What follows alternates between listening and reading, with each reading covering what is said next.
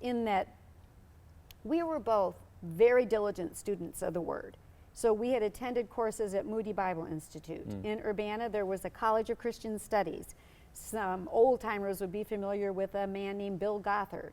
And so this, of course, was long before YouTubes or even really much in the area of any kind of reproduced teaching, you know, as far as teaching tapes. But we had notebooks full.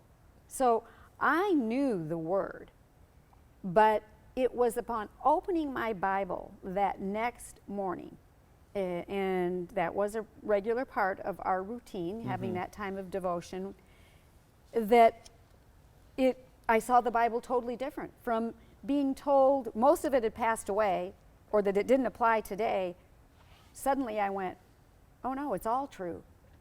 And the Holy Spirit himself became my teacher, which again, to me is one of the most important ministries of the supernatural. Is you can study, you can fill notebooks full of information on the Hebrew, the Greek, the nuances. If you don't invite the Holy Spirit to be your teacher, you're not going to get very far. So I immediately began to do a study on healing and barrenness. I was shocked.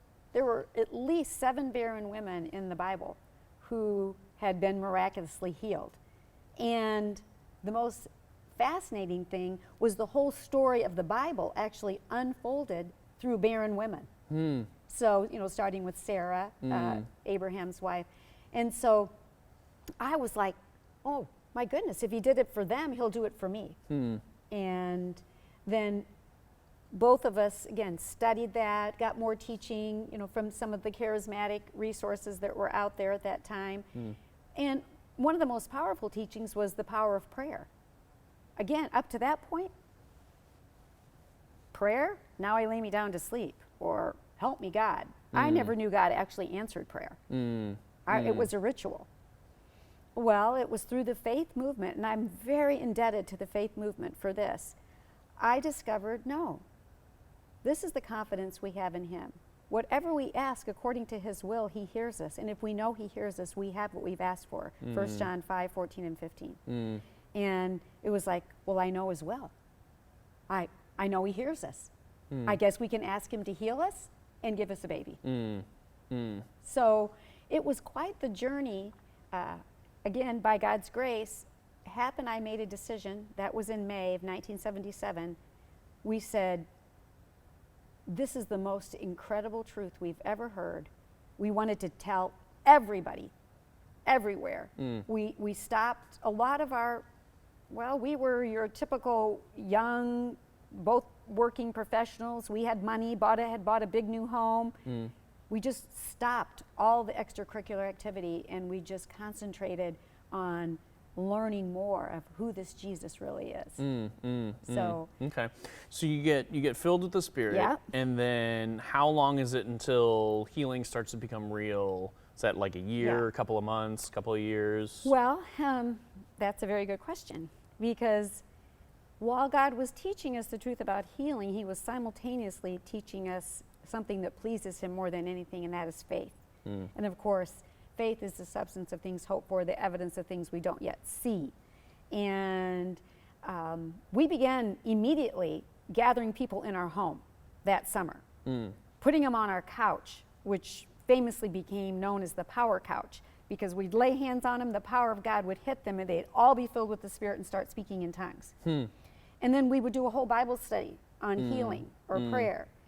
Hap and I had already been all over town asking for prayer, but at the various charismatic churches, but nobody actually wanted to pray in faith for us. They wanted to say, if it be your will, God. And we were like, no, we already know his will. I mean, I think we were kind of obnoxious about it, but it was like, no. So we prayed ourselves. I still have the prayer. We wrote a whole page of the prayer that we prayed, wrote out with scriptures, both signed it in, I think it was the beginning of June 1977. So we spend the whole summer telling everybody. I had absolutely zero signs in my body that any kind of healing had happened. And, you know, just to be frank, my body did nothing. So I had no monthly periods. I had nothing, none of that. Everything was shut down. Everything was in total disrepair. So we had to just keep saying, no, God, you've heard us. We know we have this child. We know. I mean, we even went so far as to start saying, no, we know I'm pregnant. By faith, of course. Right. Yeah, and right, I know right. we were a little crazy. Yeah. But God was really teaching us how not to be moved by circumstances, which is the first lesson on faith that he gave Abraham, who said, you know, he couldn't consider his own body or Sarah's, both dead, but instead considered the promises of God. So that went that whole summer, and then I was teaching school. I'm a special education teacher. Went back to teach that fall.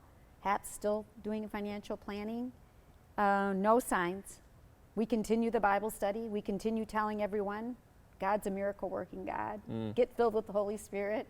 Be healed. And but no signs. It's very difficult. You feel foolish, yeah. But we learned to thank Him and grew stronger that His word was true. And then it was in April of that year that we got the call that the local adoption agency said we were next. And we'd already done all the home study, we'd paid all the money, and now the girl was pregnant. They're giving us the heads up, get ready. And it was that night that God spoke and just said, why are you doing that?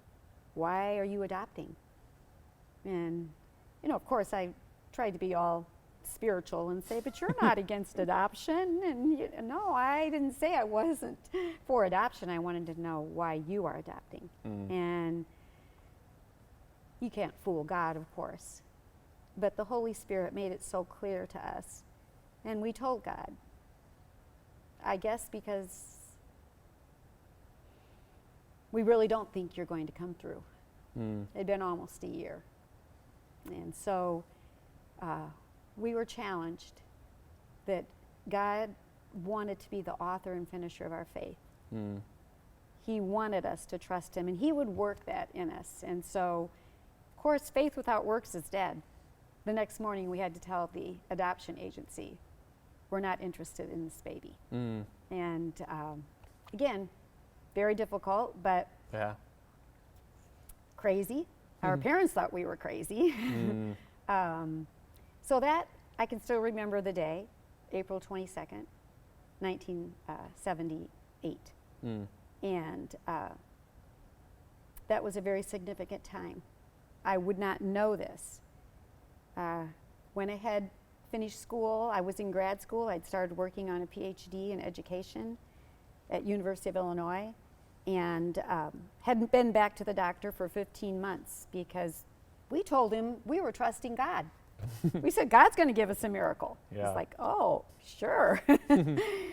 But I was feeling very ill, and I was in class, and I was, you know, decided it was time just to go back, just find out what was happening to me physically. And I didn't have courage to go to the doctor, who called me crazy, so I went to his partner. And that partner started examining me, and he said, oh, you're like a menopausal woman now. You know, I was only 27, 28 at the time, and he's like, no, it's like everything looks, I'm going to have to do a further exam. So he left, and then he came back, and he was poking and prodding, and then he took out this little machine, and he had the strangest look on his face, and he placed it on me, and he goes, listen. I'm like, he goes, there's someone living in you. Oh, trust me, I jumped off that table. And I screamed, praise Jesus, thank you. Well, I was over 3 months pregnant. And so pretty much when we calculated, it was that day or similar to the time where we told the adoption agency we were going to trust God. And so our first son was born like 6 months later. Wow. Yeah. Wow. So okay. I love that story. I know. It doesn't matter how many times I hear it, I love that story.